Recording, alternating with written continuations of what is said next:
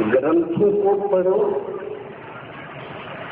गुरु नानक देव जी ने इतना बड़ा ग्रंथ किस लिए लिखा?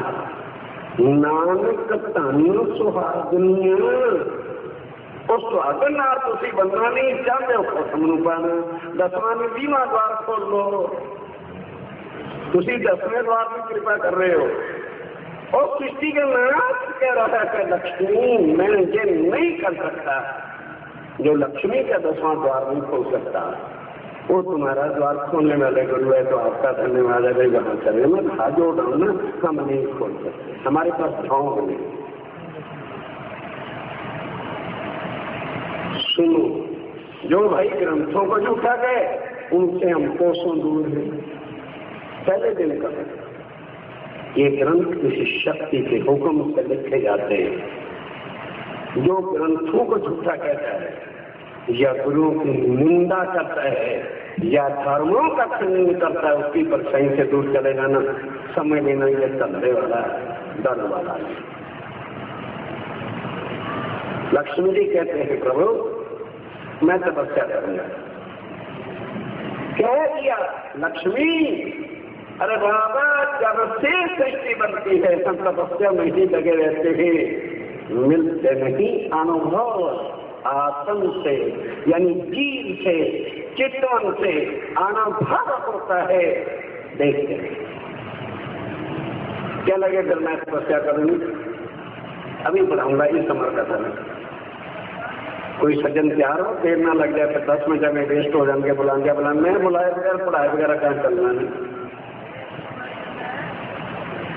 हे लक्ष्मी शुभ कार्य करने में देर नहीं करना चाहिए, जल्दी कर, उठ जा, तपस्या कर। ओ भगवती, ओ दाती, ओ शेरा वाली, वैष्णो देवी वाली, अम्बे जगदम्बे जिसको कहते हो, तपस्या करने बैठ गए वैकुंठ में। 7 कल्पांत बीत गए, 7 कल्पांत। इन्हें कैसी करोड़ों वाली जन्म लेके मर जावा। कल्पांत कितना पीरियड होता है? 1000 बार सतयुग, 1000 बार त्रेता युग, 1000 बार द्वापर युग और 1000 बार कलयुग बीत जाए तो एक कल्पांत होता है मेरे साथियों। 7 कल्पांत वैकुंठ में तपस्या करती रही। तपस्या करने से निराकार से आगे सुरता जाती नहीं। तब हठ था, शक्ति थी, क्या क्या तपस्या से उठी और अपनी गर्दन को झुका के नीचे आग बरसानी सृष्टि में शुरू कर। त्राहीमान सारी सृष्टि में हो गया। सारे भक्तजन, सारे सृष्टि जगत पिता ब्रह्मा के पास पुकार पुकार के चिट्ठी करने लगे, प्रभु बचाओ, जगत पिता बताओ। ब्रह्मा जी देवी देवों को लेकर के शंकर भगवान जी के पास गए। शंकर भगवान जी से जाके विनती किया, उनका चलो भाई विष्णु भगवान जी से कहते हैं उनके अपने पति पत्नी का संबंध है, किसी भगत की बात होती तो हम निपटा सकते थे। तब सब देवी देव मिलकर के वैकुंठ में विष्णु भगवान जी के पास गए। जाके सारी सृष्टि की फरियाद की। कहने लगे अच्छा भाई जब आप आए हो तो उनकी अग्नि को मैं खींच कर और प्रार्थना करता हूँ।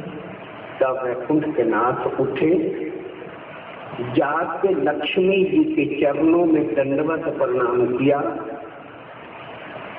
और क्या लक्ष्मी अभी तो तुमने केवल 7 कल्पांत तपस्या की है, करोड़ कल्पांत भी तो तपस्या कर ले तो वह प्राप्त हो सकते नहीं। हाँ, सूचना अगर मिल गई है वो आने वाले। तब 28वां द्वापर होगा, मैं जन्म लूंगा यदुवंशों आधेर जाति में और वो मेरे तन में बैठ के लीला करेंगे। वहां जब मैं जाऊंगा तुम्हें साथ लेके चलूंगा। तेरा नाम वहां रुक्मणी होगा और मेरा नाम वहां पे कृष्ण रखा जाएगा। और आज गुरुओं के पुतले कृष्ण को अक्षरातीत कहते फिरते हैं कि निज नाम कृष्ण और अनादि अक्षरातीत। उनसे बच के रहना, बस वही सबसे बड़े खतरनाक आदमी है जो नाम देते, उनसे बचे रहना। वो भी शास्त्र में कहीं न कहीं मिलते हैं, उनसे बच जाना तो काम आगे बढ़ जाएगा। नाम जहाँ का है और विष्णु भगवान का है। जन्म उसने लिया था, गर्गाचार्य ने उसका नाम रखा था। अब एक सज्जन फटाफट आया, मैंने आधा घंटा पहले कहा, अरे हिंदी किताब पढ़ाने भाई और कुछ नहीं करा, कोई नहीं हिंदी पढ़ता है, ये भी को कठिन बात है। शादी की किताब, मेषो संत किताब पढ़ो और पन्ना नंबर 20 निशान लगा रखा है, 5 मिनट का काम है, कोई नहीं आता। किसी औरत को बुलाऊं अच्छा रहेगा? आइए, मन से आई उधर से, इधर नहीं पढ़ पाऊंगा। हाँ वहीं पढ़ करो तो फिर माइक नहीं होगा, जल्दी आ जाओ। राजेश माइक तो फटाफट जल्दी आप ऐसे ना रहा करो, शांति के साथ सब सुनिए अच्छी तरह से। और पूछ लेना महाराज में स्वतंत्री है कि कुछ और किताब का नाम है? हाँ मेरी करना अभी करो, इनको कहोगी। हाँ 40 से लेके 52 तक जरा रोटी खाइए नहीं जाके गाने तो भुखे आवाज क्या कर दोगे? ये आवाज तो कहीं निकल गई। चलो चलो बाबा बोलो,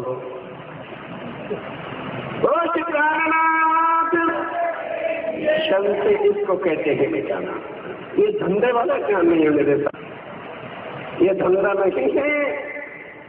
धंधे वाले भी आने वाले हैं, घबराओ।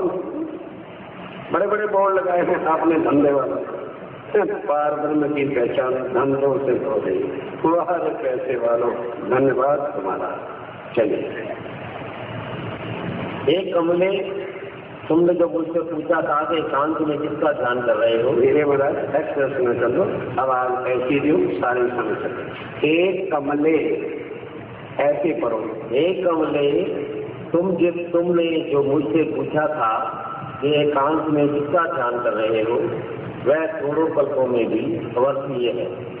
ऐसा उसे ऐसा समझो, फिर भी तुम्हारे तप के कारण तुम्हारे भाई कोई क्लियर नहीं पढ़ सकता। जरा अच्छी तरह शुद्ध शब्द बोले, कोई नहीं अगर तब और नहीं पड़े, बड़े दुख की बात है। मैं किसी अपने मास्टर जी को पढ़ा लूंगा तो कहोगे ले ना अपने के न पढ़ाता जो मैं रतिया होगा सुना देता। क्षमा करना, आवाज में दम नहीं होता है। ये दमदारों की कहानियां हैं, मुद्दों की बातें नहीं। हाँ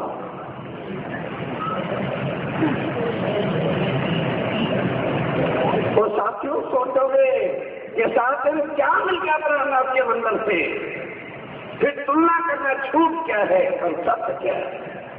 यहाँ 10वें द्वार खुलते हैं कि आगे के द्वारों पे भी द्वार खुलते हैं।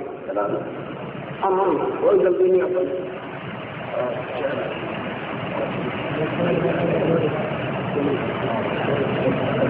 हमारा चश्मा कोई सत्य, क्योंकि जरा ब्रीफ प्रिंट है, घबराओ नहीं। अरे ग्रंथ है, धार्मिक ग्रंथ है जो सज्जन ब्रीफ पढ़ सकते हैं। आगे भाई शरण क्यों करते हो? नहीं आ सकता कोई बहन आ जाओ भाई, वो वृंदावन बिहार बस वृंदावन में नगरी लग गया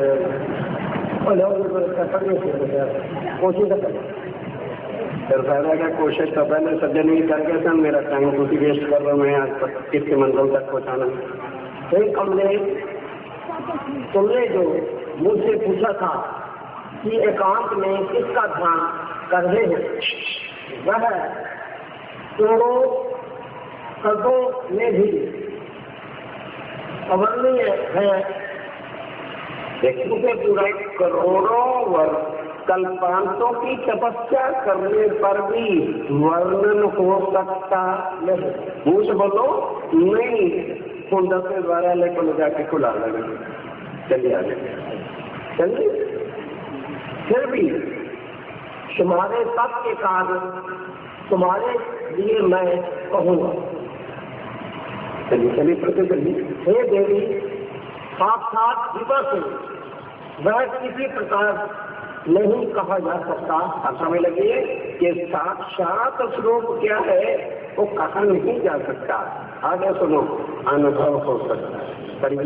हे सुंदरी, तथापि कालांतर से कहूँगा, सुनो। 28वें द्वापर के अंत में,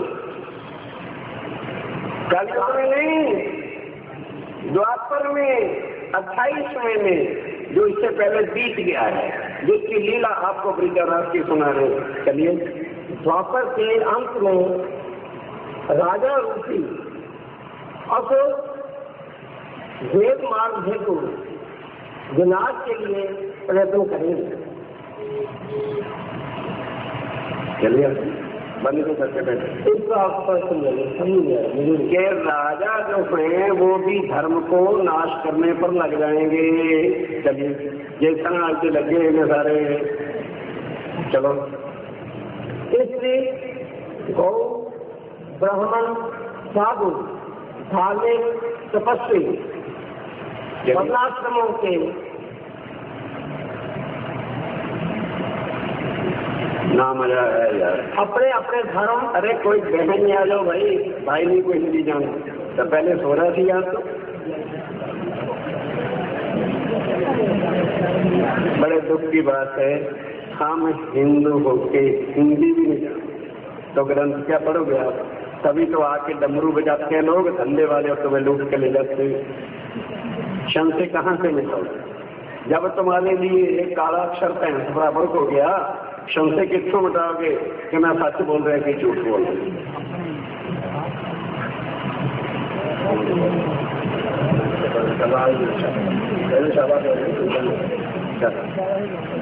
हे कमले, तुमने जो मुझसे पूछा था, किंतु एकांत में किसका ध्यान कर रहे हो? वह करोड़ों कल्पों में भी अवर्णनीय है, उसे ऐसा समझो। फिर भी तुम्हारे तप के कारण तुम्हारे लिए मैं कहूँगा। हे देवी, शांत जुना से मैं किसी प्रकार नहीं कहा जा सकता। हे सुंदरी, तथापि प्राकृत से कहूँगा, सुनो। 28वें द्वापर के अंत में राजा रूपी असुर वेद मार्ग के विनाश के लिए प्रयत्न करेंगे।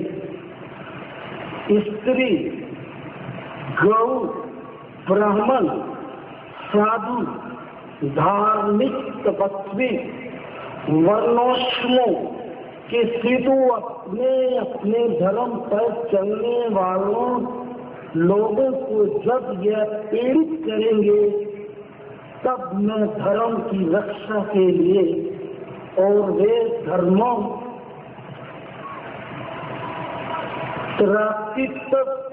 रुकमणि भविष्य वंदना तवा कैचन निरूपा असुरा। चलो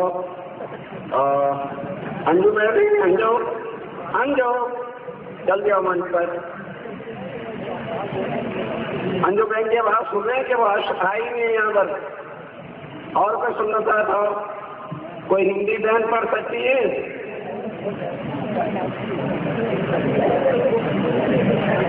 आओ भाई, चल आजा तो आओ बहन जी, आप आइए। चलिए कामान अड्डा पीछे आप लोग। बेटा घबराना नहीं, आराम से आ जाओ। है कामान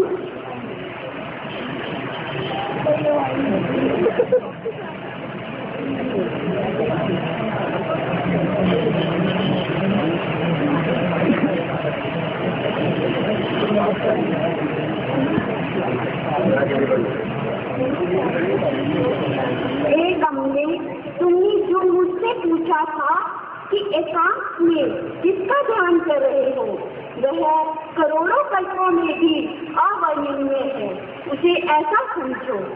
फिर भी तुम्हारे तप के कारण तुम्हारे लिए मैं कहूँगा, हे देवी, साक्षात जीवों से वह किसी प्रकार नहीं कहा जा सकता है।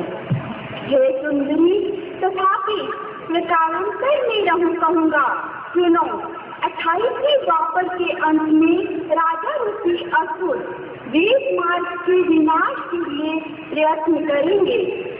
स्त्री, गौ, ब्राह्मण, साधु, धार्मिक, तपस्वी, वर्णाश्रमों के सेतु अपने अपने धर्म पर चलने वाले लोगों को जब वह पीड़ित करेंगे, तब मैं धर्म की रक्षा के लिए और देश धर्मों आदि की रक्षा के लिए, दुष्टों के विनाश के लिए ययाति के कुल में उत्पन्न यदु राजा के घर में वासुदेव के रूप में कृष्ण नाम से मैं प्रसिद्ध होऊंगा। समझ लगे साथियों? 28वें द्वापर में मैं यदुवंशों में जन्म लूंगा और मेरा नाम कृष्ण होगा, मैं कृष्ण नाम से प्रसिद्ध होऊंगा। कौन कह रहा है? विष्णु भगवान या उसके कोई आगे के? लक्ष्मी के पति है। और आगे सुनिए, उस जन्म में भी रुक्मणी नाम से प्रसिद्ध सुंदरी स्त्री तुम होगी। अब बाकी का आगे का ज्ञान आपको सुनाता हूँ कि जिसको संशय हो, ये किताब आपको प्राण नदी के मंदिर से मिल सकती है, फ्री में निछावत है। आइए अब उसी का प्रसंग आप सुन रहे हैं। आपने बताया कि मैं वहां आऊंगा, लेकिन वहां से फिर भी नहीं मैं वर्णन कर सकूंगा। वह मेरे अंदर आके लीला करेंगे और जब करके चले जाएंगे तो मैं वही तुम्हें करके दिखा दूंगा कि मेरे अंदर कौन बैठा था और वो कहाँ है। समझ आना, ये है इसका कारण। अब वही हो रहा है। जन्म किसने दिया? आदि नमो नारायण भगवते वासुदेव। अरे भाई, कहलवाने का मतलब यही है कि आपके दिमाग में बात आ जाए और कोई ये सुकून नहीं है कि मैंने 2-2 4 कहलाना है, ताकि ध्यान रहे। और अंदर आत्म किसकी है? अक्षर ब्रह्म की। और शक्ति साक्षात किसकी बैठी है? अक्षरातीत पूर्ण ब्रह्म सच्चिदा नंद, जिसके आगे शंकर जी आकर के, क्योंकि पता लग गया है अमर कथा से, उनको सूचना मिल चुकी है, इसलिए भिखारी बन के खड़े।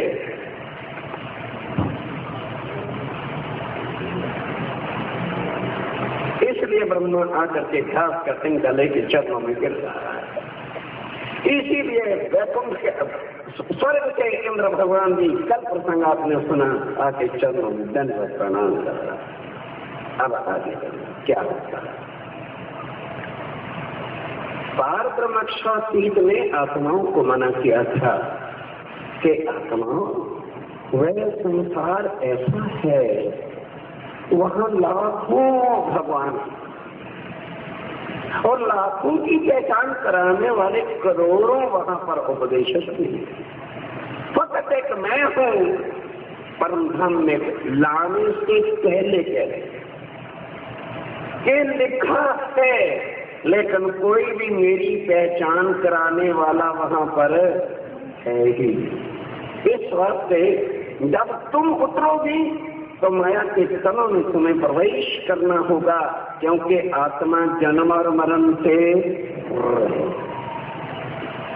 और मैं भी जब जाऊंगा तो मेरे लिए विष्णु भगवान जो सृष्टि के नाथ हैं वो जन्म लेंगे। उस तन में मैं बैठूंगा, मेरा तन भी तुम्हारे जैसा होगा और दुनिया मुझे नहीं पहचान पाएगी, क्योंकि तन को देखने से क्या पता ये कौन। और उस समय क्या होगा, मैं तुम्हें बताऊंगा कि तुम माया में कैसे भूलते हो और मैं तुम्हारे साथ रहूंगा। पहले तो अब जब होशियार कर दिया, इसलिए मेरे साथियों जब पहली रात उन गोपियों के तनों में वो आत्मा आई, इसलिए श्रृंगार किया कि नंद जी के घर हमारे प्राणों के नाथ वो अक्षरातीत आए, उनके लिए श्रृंगार करते हैं। अब माया में डालते, इतना जब्बर मोह है, बच्चे हो गए, परिवार हो गए, अब बांसुरी बजती है जमुना तट पे, कुछ है कुछ नहीं। और माया को हुक्म दे दिया और फ्लाइट कर दो भाई, जरा एक पेज और कर दो। अब क्या होने लगा कि बांसुरी बजाते जमुना तट पे खड़े, आत्माएं भागती हैं, जैसे बांसुरी बजी सुर नहीं होती कि क्या हो रहा है, सुरी के साथ भागती है, लेकिन जैसे वापस लौटती है। अब देवर के भी सामने एक घर की हालत, और सहना मजाक नहीं होता। सुंदर मेरे साथियों, दुनिया के तहने सह करके जाना बहुत कठिन का, तपस्या करनी बड़ी आसान है, तानी सहने जलालत लेनी बड़ा कठिन का, ये व्यवहार उनके साथ होता है। अब देवर भी भाभी को दुखे, भाभी तुझे शर्म नहीं आती, खानदान पर कलंक लगा दिया, सारा दिन नंद के लड़के के साथ तो घूमती रहती, दुनिया को क्या पता उनके अंदर क्या है। जब माँ यशोदा नहीं पहचान सकी कि मेरे घर कौन है, तो दुनिया वाले तन को देख के क्या पहचानेंगे कि ये कौन है। क्यों? संता तोमन चतरंगे ए जो जने चार पेके सावरे नान के और लंगोटिए लिया है। बोले साढ़े नाली पर दरिया आ गया कर्मोपेशक बन के, वो साढ़े जीजा जी क्या है, ये है क्या है, वो नहीं पहचानते। जिनसे ब्लड का रिलेशन है, फ्रेंडशिप है, कभी ना पहचान पाएंगे ये कौन। लास्ट पहचान भी करो खबरा से दूर। अब परम धाम की आत्माएं अंदर है, माया आई, वो भी बोलना शुरू।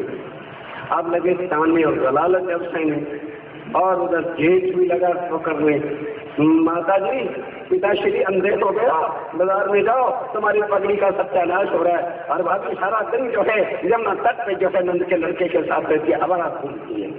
आवारा ऐसे ऐसे शब्द जिससे कलेजे में लगते हैं, आशक सह सकते हैं, भगत नहीं सह सकते। ये है इश्क, प्रेम की बंदगी सहज स्वभाव में मिलाती है। तपस्या करने वाला जहाँ नहीं पहुंचता, वहाँ प्रेम और इश्क लेकर के जाता है। ये है उस पार ब्रह्म से मिलने का तरीका। कह रहे अच्छा पिता मिल सकने, भक्ति नाल नहीं मिल सकते, आत्मा के नाल इश्क करना, शरीर नाल नरक है। कुरान पाक में 4 तरह के इश्क लिखे, क्योंकि उन्होंने कहा कि मैंने जब अल्लाह ताला के हुजूर में पहुंचा तो वहाँ उम्मत यानी रूहे आत्माएं, वो उर्दू भाषा में उसको उम्मत कहते हैं। इश्क ही इश्क में गर्क थी। अब अरब के अनपढ़ लोग क्या जाने 1300 साल पहले इश्क क्या चीज होती है। तब मोहम्मद साहब ने जिक्र करके कुरान पाक में लिखा इश्क 4 तरह का होता है। एक इश्क हिरसी, अजर मुंडे सीटियां जानते करते, गंदी नाले के कीड़ों की चटनियां चाटने वाले, इश्क हिरसी। और इश्क नफ्सी, हीरा और रंग, केवल दीदार बस। और इश्क हकीकत जो मीरा ने किया, और इश्क मार्फत जो पार ब्रह्म और आत्माओं के बीच ही हो सकता है, जैसे सूरज और सूर्य की किरण। बस आगे एक रूप होता है, जहाँ इश्क मार्फत है उस रूप एक, चाहे उनको आत्माएं कह लो, सखियां कह लो, और चाहे गुरु ब्रह्म। सभी ग्रंथों में लिखा ब्रह्म मुनि है, ब्रह्म समान। एक कल एक सज्जन आए पढ़े लिखे, ये कितना हो सकता है, सखियां तो फिर औरतें हो गई हैं। बड़े पढ़े लिखे थे, मैं क्या क्षमा करना। ध्यान दो मेरे साथियों, नाउन की लीला, नाउन का फंक्शन जब एडजेक्टिव करता है तो वो पुरुषवाचक होता है, जब वो लीला करता है तो स्त्रीवाचक हो जाता है। सूरज निकला, पहले तो ये बता दो जरा सूरज और किरणें एक ही रूप है कि किरणा सूरज या वो क्यों? तो बोलता दो भाई, नहीं समझा नहीं, होनी ही नहीं, क्योंकि तो उसका जवाब देना ही बेइज्जती समझ रहे हो और पारब्रह्म की पहचान करना चाहते हो। कोई मोटा फॉल तो नहीं। सूरज की जो किरणें हैं वो सूरज का ही स्वरूप है या कि उनकी तीनियां एक ही स्वरूप है? तो फिर ये क्यों कहते हो सूरज निकला और किरण चुप क्यों कर दी? कौन निकली? सूरज वो की आगे जड़ी निकली, क्योंकि सूरज नहीं लाइट देता भाई। किरणों को हटा लो, सूरज आएगा जला के राख करके भस्म कर देगा। किरणें पावर हाउस से डायरेक्ट कनेक्शन लो है, एक तार का एक ज्यादा छिट्टा तेरे जवान जाते खड़े थे उन्हें ते पावर हाउस अगर कनेक्ट लग गया करना तो कितने जाओगे? उनकी सारे तेज को किरणें खींच के प्रकाश कर। इसी तरह से परमधाम के अंदर पार ब्रह्म का स्वरूप ही आनंद ही आनंद, प्रेम भरपूर इश्क का स्वरूप है। और लीला कौन करता है? वो आत्माएं जो उनके असल तन हैं, उनको हम गोपियां कहते हैं। क्योंकि बैठे यहाँ है ना, तो कई सज्जन सोचते होंगे ले सारी भी गोपी चली जाओगी वृंदावन जैसे। अब बात पार ब्रह्म की हो रही है और दिमाग वृंदावन चंद्र की जय और महापर्ले में नाश हो जाना वृंदावन भी और चंद्र भी, क्योंकि मगज में झूठ ही परमात्मा का रूप खड़ा है। साथियों कैसे निकल, इससे ज्यादा ग्रंथों के प्रमाण में नहीं। फिर मौका लगा तो कुरान और बाइबल और सारे ग्रंथ पढ़ा, कई बात किया करें। और प्राय में आपको बता रहा हूँ ना, फिर 8 रेलों के ऊपर 8 ग्रंथ पढ़ा देंगे। जो प्रमाण का जग से पटक पढ़ने वाले